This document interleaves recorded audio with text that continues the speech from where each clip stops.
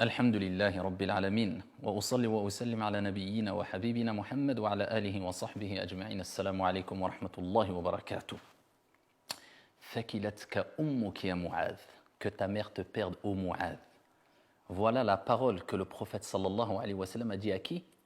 À Mu'adh ibn Jabal radiyallahu an, un homme dont le prophète sallallahu alayhi wa sallam avait évoqué son amour pour lui. Un homme que le prophète aimait beaucoup, mais avec cela, il lui dit que ta mère te perde, ya Mu'adh. Pourquoi le prophète lui a dit cela? Pour l'interpeller, pour lui dire attention. C'est une expression qui a été dite pour attirer l'attention et pour mettre en garde la personne. Et ce n'était pas du tout pour rabaisser ou apprendre au premier degré, mais c'était une expression que disaient les Arabes à l'époque. Et le prophète l'a dit à Mu'adh.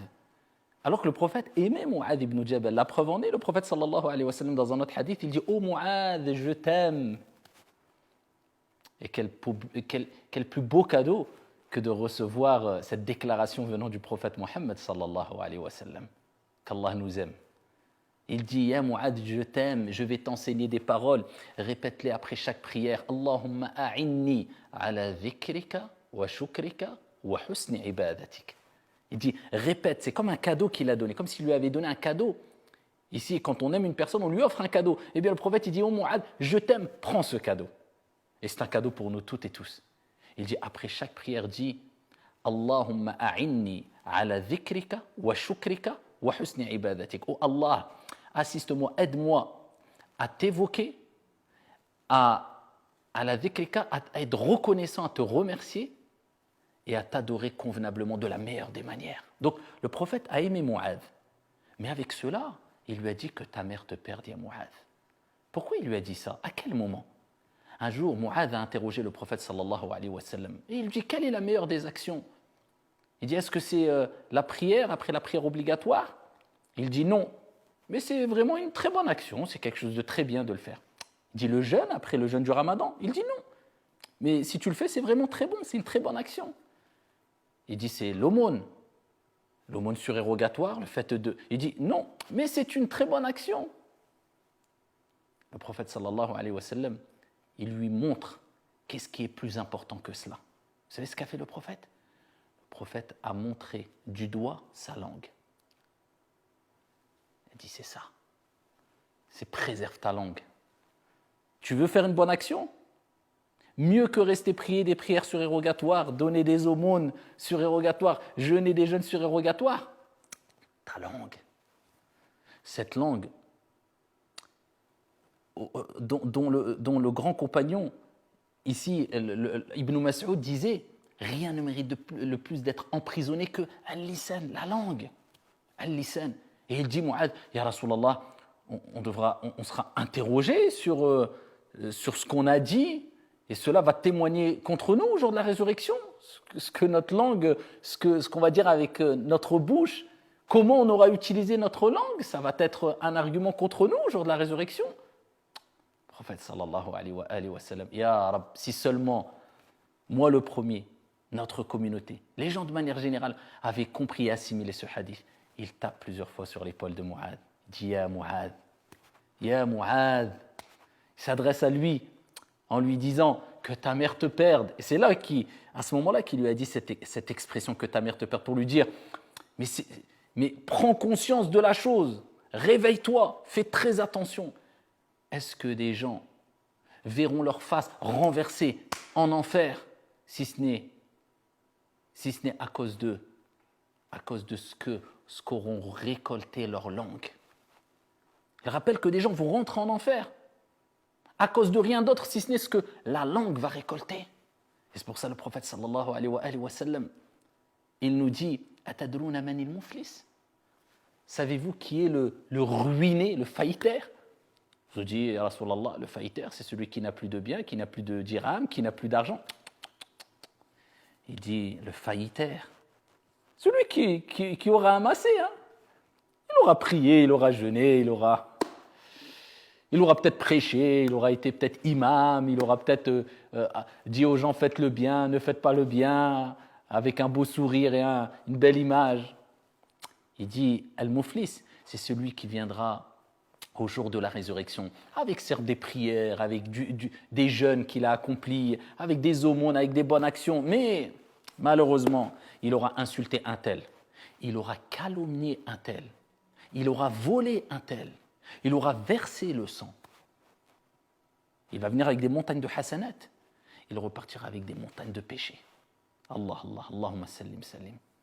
Le prophète, alayhi salatu wassalam, il dit, le problème, c'est qu'il aura calomnié, insulté, volé, versé le sang. Alors, qu'est-ce qu'on va faire? On va prendre de ces hasanat et on va les distribuer aux gens. À qui? Aux gens qu'il a calomniés, aux gens qu'il a médit, aux gens qu'il a volés, aux gens qu'il a insultés. Et je peux vous dire, il n'y aura pas de pitié au jour de la résurrection entre les gens. Celui qui t'a insulté, tu ne vas pas dire, Mskin, je lui parle, je peux gratter des hasanat, envoie les hasanat. Tu jouais le beau à crier, tu pensais que le plus courageux et le plus fort, c'était celui qui criait le plus, particulièrement dans les réseaux sociaux, en insultant, en me critiquant. Maintenant, ramène tes hasanat, c'est un haqq, un droit que j'ai.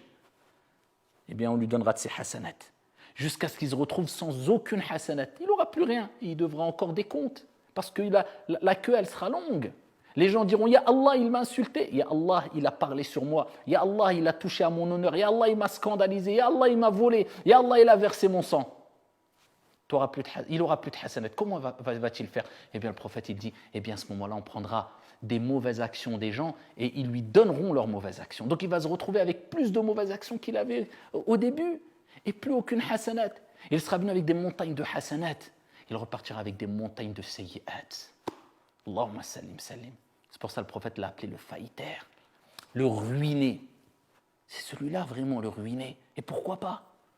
Alors que dans la vie d'ici-bas, il se permettait sans aucun scrupule de toucher à l'honneur des gens, de calomnier, de critiquer. Et il se dit c'est bon, j'ai le droit, il se donnait des fausses excuses quelquefois. C'est mon droit parce que je dénonce le mal, je fais quelque chose de noble. Le prophète sallallahu alayhi wa sallam a dit dans le Fils Sahih, lors de mon ascension nocturne, Al-Isra wal-Mi'raj, il était en compagnie de l'ange Gabriel, Jibril alayhi salam. Et il voit des gens. Qu'est-ce qui leur arrivait à ces gens-là que le prophète alayhi salatu wassalam a vu souffrir? Ils avaient des ongles en cuivre et ils griffaient leur visage et leur poitrine. Allah, ils griffaient leur visage et leur poitrine. Et le prophète se tourne vers l'ange Gabriel, Jibril alayhi salam. Man haoula ya Jibril? Qui sont ces gens-là, Jibril? Qu'est-ce qu'ils ont fait pour être dans cette situation? Et Jibril dit, ceux-là, ce sont celles et ceux qui touchaient à l'honneur de leurs frères et de leurs sœurs et qui mangeaient leur chair. Parce que Allah il donne l'image dans le Coran de celui qui critique, qui calomnie les autres. C'est comme s'ils mangeaient leur chair alors qu'ils étaient morts. Pour montrer que c'est une répugnance, c'est quelque chose de détesté par Dieu. Eh bien, le prophète, il dit cela. Jibril, alayhi salam, il dit au prophète cela. Ce sont celles et ceux qui touchaient à l'honneur. Ah, l'honneur. Ils touchaient à l'honneur de leurs frères, à l'honneur de leurs sœurs, et ils mangeaient leur chair. Celles et ceux qui n'ont pas compris que ta langue, elle témoignera pour ou contre toi au jour de la résurrection, et qu'elle peut provoquer des dégâts, et ton entrée en enfer, alors que tu as fait de belles actions, et tu dois contrôler tous tes sens. Et ici, les utiliser à bon escient. Et savoir que ton corps sera un argument pour ou contre toi au jour de la résurrection, il témoignera pour ou contre toi au jour de la résurrection. C'est pour cela que le prophète sallallahu alayhi wa sallam a utilisé une expression forte pour attirer l'attention de Mu'adh, mais attirer notre attention à nous toutes et tous. Préservons nos langues, faites attention. Et si on veut critiquer une personne, pose-toi toujours la question.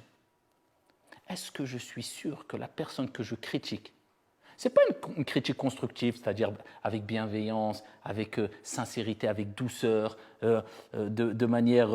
Non, c'est ceux qui prétendent qu'ils conseillent, mais qui scandalisent. Ces critiques sont accompagnées de haine, de jalousie, et ils le savent au fond d'eux. Avant de vouloir critiquer de cette manière-là, pose-toi la question. Et dis-lui à ton âme, est-ce que tu es sûr que toi tu es voué au paradis et qu'elle est vouée en enfer? Est-ce que tu es sûr que toi tu es aimé par Allah et elle est détestée par Allah? Si la réponse est oui, peut-être tu peux te permettre de critiquer. Mais comme on le sait toutes et tous que la réponse est non, parce que personne ne sait qui est aimé par Dieu ou pas, parmi nous, et personne ne sait est-ce qu'on est voué au paradis ou pas, donc le mieux c'est de quoi? De se préserver en préservant notre langue, de faire des dégâts et commettre des dégâts. Préserve ta langue, Préserve-toi et préserve ton entourage. Assalamu alaikum.